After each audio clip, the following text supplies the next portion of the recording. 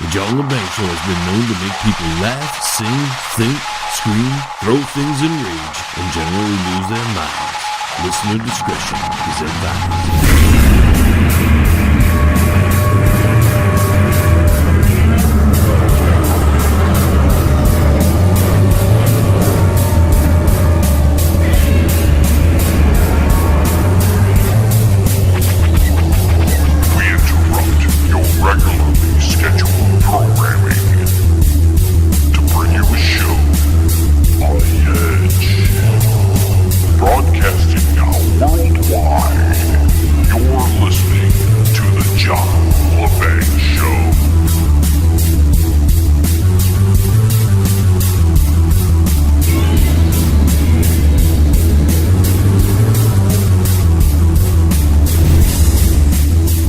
Today's my grandfather's birthday.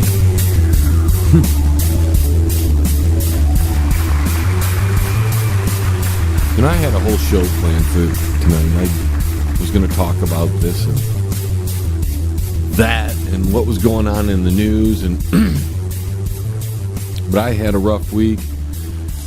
And I could sit here and complain and whine about how shitty people treat you. But I'd rather talk about my grandfather, because he's probably the best man I've ever known. You know who really supports you in your life, right? When you can look back, because I'm nearing 50, you can see at the people who have really supported you, who do support you, and then the people who want you for whatever benefit they're going to get out of you. Because there are a couple types of people out there. Well, there's more than a couple, but in this case, there are the people who truly support you and give you a great support structure. And then there are people who want you in their lives to get some benefit out of it. And my grandfather was one of those people that was just an amazing support structure. I didn't know my father till the early 90s, because he went to Nam, and whatever happened, I never asked. I don't even care. These people that dredge up the past and sit there and get all emotional about what could have been or why weren't they. I don't see it that way, because I had my grandfather, right? And he was the father figure for me. He was the one that would take me to baseball games and come get me in and out of school. I remember he would take me. He'd come to school in the middle of the day. It was like a Wednesday normally. And this is when you could do that before America turned to this disintegrated, degenerate society that we now live in. He would come to school, pick me up, just write me out of class. It was awesome. Over at that West Elementary. I'd be in class, and next thing you know, I got a pass, somebody coming to get me, and I'd go down there, and there's my grandfather, and he would take me to Long John Silver's. That was one of our favorite places.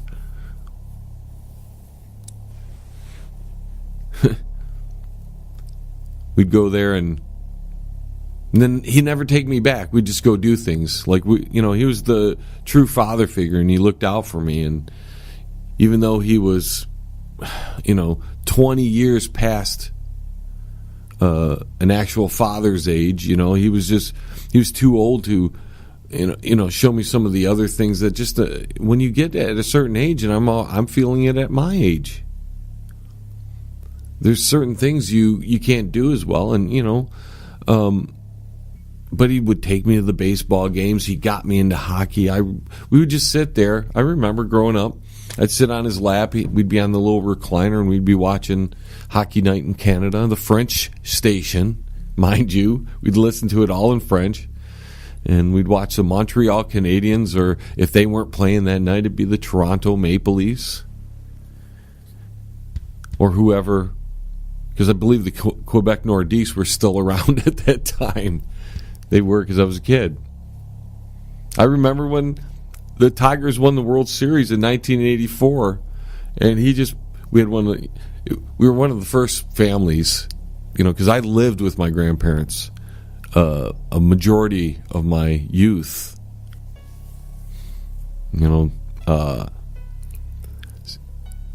And even when I didn't actually live with them, I would find every reason I could to go over there. Because my grandmother was just a spectacular woman. But, it's my grandfather's birthday today, so just recalling and reliving some of those memories. But when the Tigers won, we had the shower heads that would come off and stretch off. Well, when the Tigers won, they were really long back in the day. They weren't as short as I've seen them now. And he just nailed me with just the shower full blast when the Tigers won. It was just great. It was a fun time. We'd have family gatherings. My grandparents in general were the glue of the family. Everybody, they used them as the core of the family. Relatives from Quebec and just all over the place would come every once in a while. My grandfather would be telling jokes, and to get back to just him and I, because there's a whole family story there, and I'll get lost in family stories the whole night. And you may not want that. You probably want some news or something. There's plenty to talk about, ladies and gentlemen. There's some I told you so's and all that. It's just, what? I had a freaking hellacious week. Well, my grandfather would take me to baseball games, hockey games. I remember, I was probably 14. He was probably in his 70s. This was getting really near the end of his life, but he wanted to go to that last baseball game. And we went to Tiger Stadium. And I remember it took us forever to walk up the stairs, the ramps there, because, he was just old, and he had pride. And maybe that's where I get a lot of my strength and my pride from. But he, no matter how sick he was and how hard it was to walk that, he was going to walk it, because he wasn't going to take a wheelchair. And I don't remember if that was even offered, because back then I don't know if they were so conscientious of handicaps and older people, because they still like to have fun. But my grandfather, he worked in the asbestos factories and stuff, and he lived a tough life just to support his family and bring him here to the U.S. And after all that, he could have just said, I'm retired, I'm old, but he took it upon himself, and my grandma as well, to make sure that I was okay. They went out of and they did that for everybody. I just happened to be the special one. There's some history there, and as I grow old here, as I get older, I understand the reasoning, because I feel the same way. And if I'm not as good of a person as they are, I think life has jaded me in some fashion, because they were wonderful people, and no matter if you cross them, they had the power to forgive. I don't know if I have that power. It's harder these days to forgive people, because they cross you, and they cross you again, and they cross you again, and they cross you again, and they want forgiveness for multiple transgressions. It's okay if you do it once. I can forgive and forget after once, but when it becomes a pattern, then that's when things, that's where I am not as good of a human being as my grandparents were. But a lot of who I am, a great deal of my moral fabric, is based on my grandmother and my grandfather.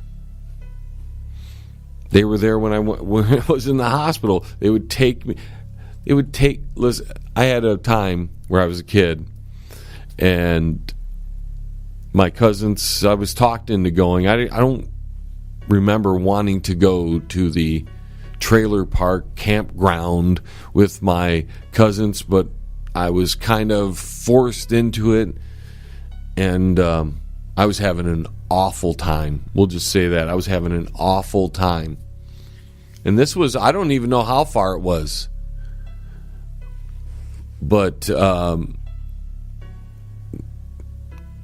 let's just say my family has a very stern way of dealing with kids, and it can jade some of the children. And I was protected by my grandparents a great deal, and thank God for that, because they may not have fully prepared me for the world that was coming, but I don't know if they saw how the world was going to change. I mean, I guess I'm not anymore, but for a while there, I would just be amazed each and every day that things transpire the way they do. But they did their best. I mean, they were young, and they were looking after, a rambunctious boy who would be quite accident prone, as well as free-spirited. So, it wasn't easy to tame it wasn't easy to keep me grounded, because I am, or was more than I am now, a free spirit. I'd be open to doing everything, going out there, and I'd just try it. The heck with it. As I'm older now, I won't try things as much, not because the spirit's not there, but because the bones may break, or the back may tweak, the finger may bend the wrong way. And when you have as much responsibility as I have, and I know other people have more than me and other people have less, but I take what I do very seriously. This radio gig, the extracurricular things that I engage in, whether it be relationship-wise, or if I'm working as a contractor for something, or whatever it may be, I take what I do very seriously. And that's also a trait that I can only give credit to my grandparents there. They were just this fabric, this unwielding moral fabric of goodness. And and they had their times too where they didn't get along, and that's a marriage thing. My grandfather had some, it runs in the family, so I shouldn't blame it on him, but there's a family, a lot of families have their problems, and there were some issues with alcoholism throughout my family. Thank goodness I never, I don't like to drink very much. I mean, I like occasional beer and some wine occasionally, but when you're talking 365 days a year, and I'm drinking maybe 24 beers that whole year and maybe an entire bottle of wine somewhere in there, that's not a whole lot. In fact, I probably need to drink a little bit more to keep my health going, especially at my age. You better get that red wine in, or else those arteries are going to clog up, and then you're going to croak. Although, unlike other people out there who are afraid of the death thing, I see it as just something else. It's all part of the gig, right? I'm not too fond of some of the ways you get there, and I'd like to avoid a good dozen or so for sure. But yeah, the after what happens on this world doesn't scare me like